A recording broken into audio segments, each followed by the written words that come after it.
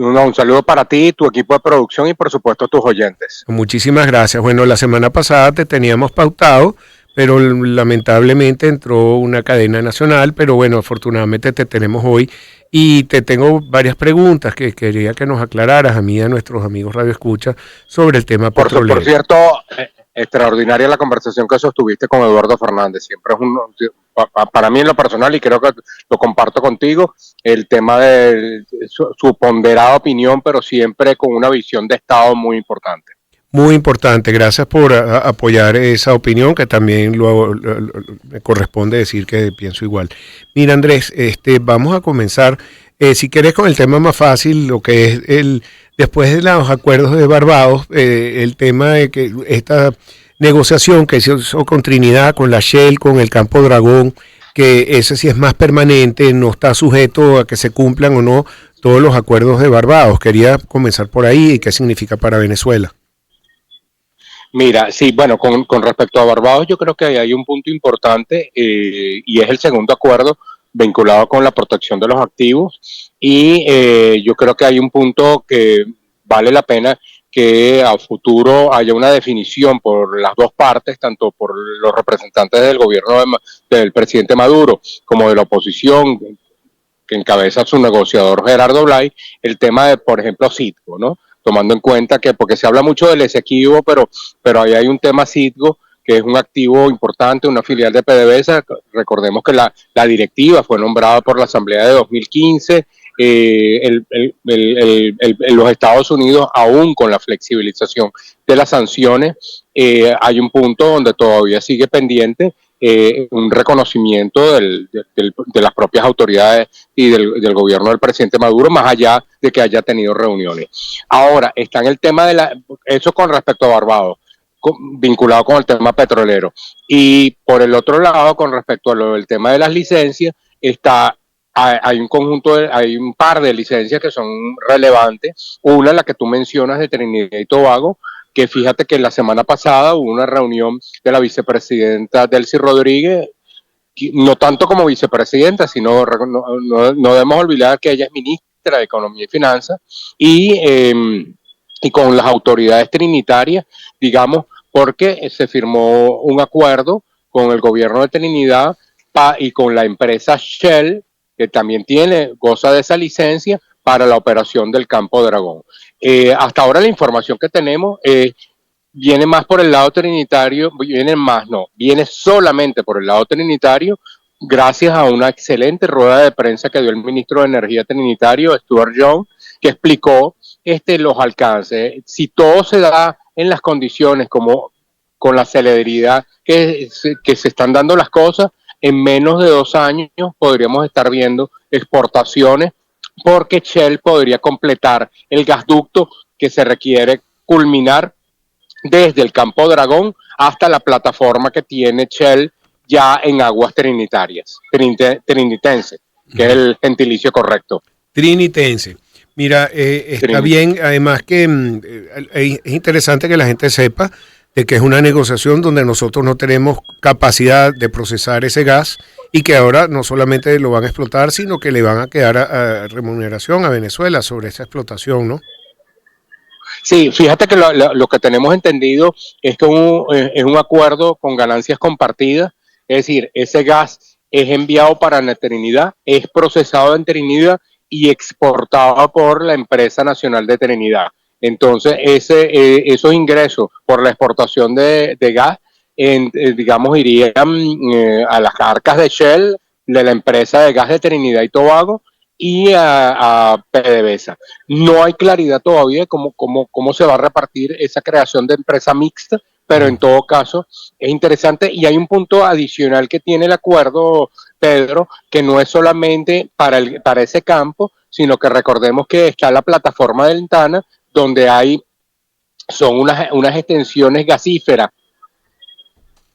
entre Trinidad y Tobago y entre Venezuela, y entonces eso permitiría la explotación conjunta como se ha consagrado desde hace 20 años. Muy bien. Ahora, en cuanto a Chevron, que siempre se habla del tema, han tenido muchos años aquí luchando por los campos petroleros en Venezuela y su explotación, y bueno, han sido de los principales beneficiados por su permanencia en el país y bueno, también por parte de Estados Unidos que lo dejaron hacerlo. Ahora con todos estos acuerdos aumenta su capacidad de producción, pero hay algo que está causando ruido, que es la compra de la empresa Hess por parte de Chevron y que lo hace socio con Exxon de la explotación de parte de los bloques de lo que se está en reclamación con Guyana. Quiero que me expliques un poco este tema, por favor, y por qué está en peligro esa relación, si es que lo hubiera. Mira, Pedro, hasta ahora por parte del gobierno del presidente Maduro, las únicas críticas con respecto a la explotación de gas, a la explotación petrolera en aguas profundas, en aguas profundas que, digamos, dependiendo de cómo se mire, puede ser una prolongación del Esequibo. Ya ni sencillamente las críticas apuntan básicamente a ExxonMobil por el lado de la postura oficial. Pero debemos recordar que ExxonMobil no está sola. ExxonMobil forma un consorcio con Hess, como tú bien señalas, y digamos, la empresa Hess en su totalidad, no solamente el negocio en Guyana, sino incluso en Estados Unidos, fue comprado, pues ya hubo una carta de intención de compra por parte de la empresa Chevron. Y a eso hay que sumarle que está la empresa china, Seno, que ha tenido relaciones con PDVSA, está también Repsol, es decir, hay una Petrobras, los intereses de los brasileños en el caso de Guyana también son clarísimos, y por cierto, la presencia internacional de Brasil es muy importante en Guyana, es decir, frente a este reclamo del Esequibo, todo pareciera indicar que la posición de Brasil va a ser a favor de Guyana y no necesariamente de Venezuela, por los intereses que por años ha ido fomentando en ese territorio. Claro. Bueno, según los análisis dicen de que si se dan los acuerdos de Barbados, todo el crecimiento económico de Venezuela podría ser que este año va a terminar en 0 o 1% positivo, que ya eso es mucho porque venimos de una crisis con todo lo que es PDVSA, etcétera, y ingresos para el país, pero que podría tener un crecimiento de 10%. Si nosotros tuviéramos acceso a ese petróleo que se está explotando en Guyana y el oro y todas las riquezas, ¿podría ser algún estimado? ¿Se ha hecho algún estudio al respecto? No, Pedro, no, fíjate que con respecto al petróleo de Guyana, lo único que en un momento dado se ha llegado, digamos, por parte de algunos expertos a considerar es que sería una excelente opción, tomando en cuenta que es un crudo liviano, que podría ser, y tomando en cuenta lo corto de la distancia del traslado, podría ser un excelente crudo o un excelente producto como diluyente del crudo de la faja del Orinoco, de acuerdo a lo que han dicho algunos expertos.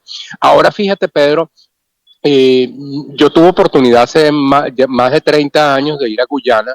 En el segundo gobierno del presidente Carlos Andrés Pérez se fomentó lo que era una política de cooperación y la idea era que se fomentara mucho la inversión privada en Guyana, un poco dentro de una estrategia de política exterior que en su momento se tenía, que era tratar de reducir las tensiones limítrofes. En eso se avanzó con Colombia con respecto al Golfo, pero no se pudo avanzar mucho con el tema de Guyana.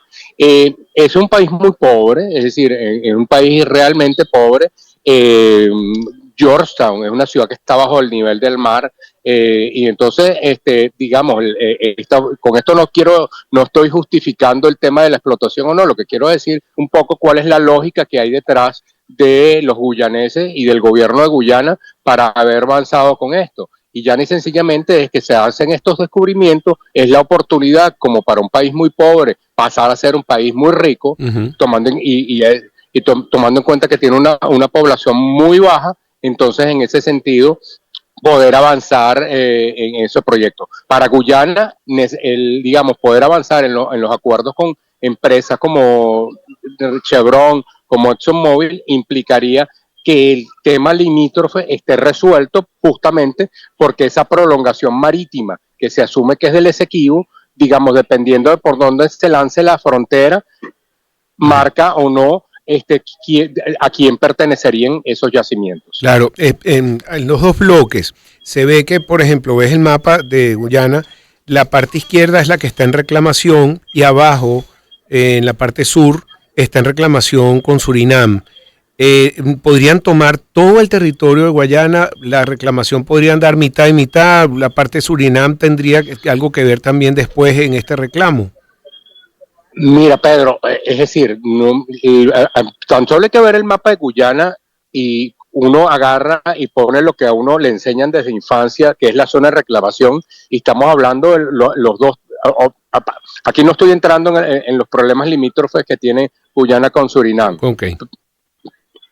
Pero en el caso estrictamente con Venezuela, es decir, estamos hablando de prácticamente 2/3 del territorio de Guyana.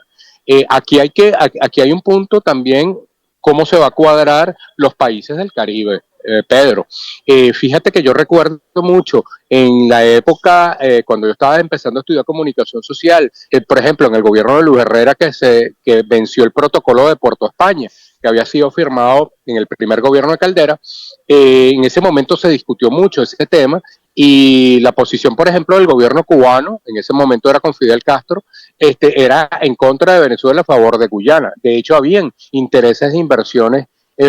Había un presidente guyanés, que no me acuerdo ahorita el nombre, ya él falleció, que tuvo vínculos con la antigua Unión Soviética, incluso con el gobierno cubano en ese momento. Entonces, ¿cuál va a ser la postura de los países del Caribe con respecto a ese tema? Si se agudizan el conflicto entre Venezuela y Guyana, pues ese es otro punto medular que hay que verle, hay que poner la vista. Yo escuchaba lo que te decía el doctor Fernández, es decir, aquí hay un tema de alegato jurídico y habría que ver. Fíjate que hay un precedente, no con respecto a este caso, pero por ejemplo, en el de las islas de San Andrés y Providencia, entre Nicaragua y Colombia, al final la territorialidad de las islas le corresponde a Colombia, pero Nicaragua ganó espacio marítimo.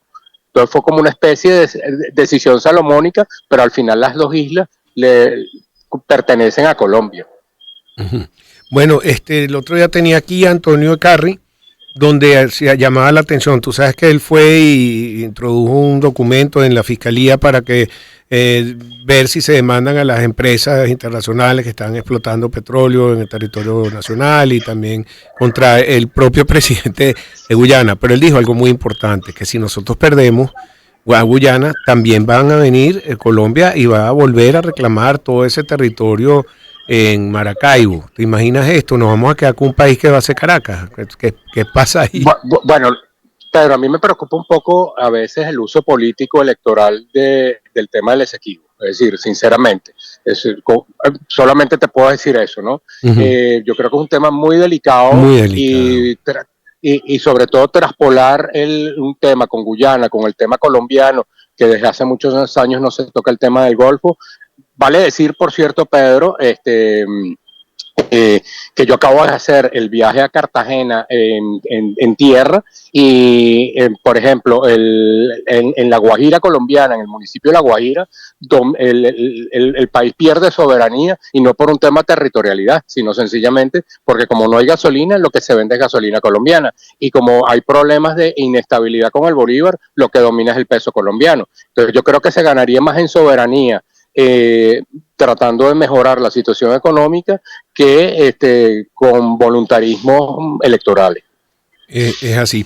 Bueno, ¿y cuáles son nuestros riesgos? Porque una de las preguntas de este referéndum que se está llevando a cabo es si nos salimos o no de la Corte Internacional de Justicia, y ahí es donde nosotros hemos reconocido durante tantos años, o se están preparando por si acaso viene una sentencia en contra de Venezuela para desconocerla.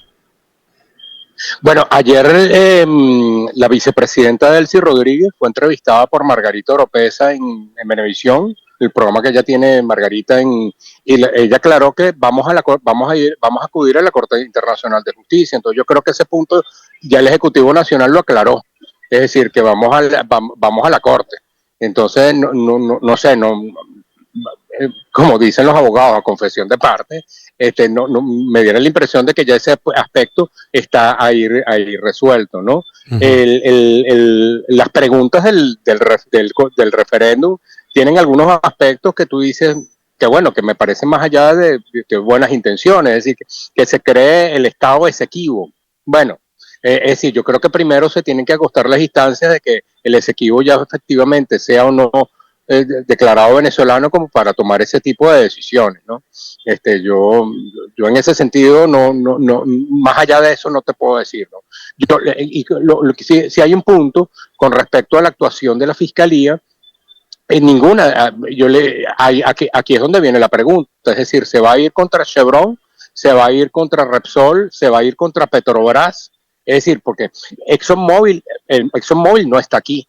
ExxonMobil, es decir, ¿cuál es la acción judicial que pueden hacer contra ExxonMobil? ExxonMobil se fue de aquí porque le expropiaron, porque le confiscaron unos activos, no se le pagó, ganó. Se le pagó en algunos, la República y PDVSA le pagaron, entonces digamos, con Exxon no se puede hacer ya nada, es decir, entonces el punto está en que si esas acciones, porque a veces las declaraciones, Pedro, y sobre todo las que son políticas y poco apegadas a lo técnico, dicen los nombres de las empresas, dicen las empresas transnacionales, pero no dicen cuáles son las empresas, entonces hay muchas que están muy vinculadas con el tema de las operaciones que tiene PDVSA aquí. Sí. Y muchas, por cierto, se ven favorecidas por la flexibilización de las sanciones. Sí, Andrés, pero hay cierta confusión porque Estados Unidos necesita el petróleo venezolano. Fíjate esta flexibilización que viene por los acuerdos de Barbados, pero al mismo tiempo estas compañías que quieren entrar en Venezuela y que quieren que baje el precio del petróleo están involucradas con Guyana, entonces ahí hay un conflicto de intereses, ¿no crees tú? Bueno, es que creo que Estados Unidos quiere el petróleo, o sea, necesita el petróleo venezolano y necesita el petróleo guyanés. O sea, eso es una realidad. ¿Cuál es una de las ventajas económicas? Aquí no estamos hablando de política. ¿Cuál ha sido una de las ventajas económicas que ofrece la inversión en Guyana frente a la inversión venezolana? Es que los proyectos son 100% de los consorcios o de las empresas. Después las tasas de regalías son bastante bajas en comparación a la tasa de regalía. Entonces, económicamente, quizás el punto crítico para efectos para efectos de Guyana es que eso es costa afuera y eso encarece, ¿no? Pero en el caso venezolano, fíjate que hoy salió el informe de la OPEP y justo en el mes que entra en vigencia las sanciones, la producción cayó. Entonces, uno de los y no es porque sea culpa de Chevron, el problema es que lo que compete directamente a PDVSA o de otras empresas mixtas, pues ha venido cayendo y a eso hay que agregar todas las fallas que hay internas, que por ejemplo cortes eléctricos, problemas con las embarcaciones, problemas de logística, falta de personal. Entonces hay una serie de aspectos internos que repercuten negativamente sobre la industria petrolera nacional. Bien. Bueno, Andrés, la próxima vez ojalá que puedas venir. Yo sé que estás mirando en la universidad, pero me la debes aquí, ¿ok? Vale, no, seguro, Pedro. Mira, recuérdale a la gente tu programa, por favor, con Ginette. Claro, en la 90.3 FM aquí en Caracas, de 8 a 10 de la mañana, es Unión Radio Noticias, 2+2. Excelente. Andrés, un fuerte abrazo, gracias por estar Pedro con nosotros, siempre siguiéndote. Muchas gracias.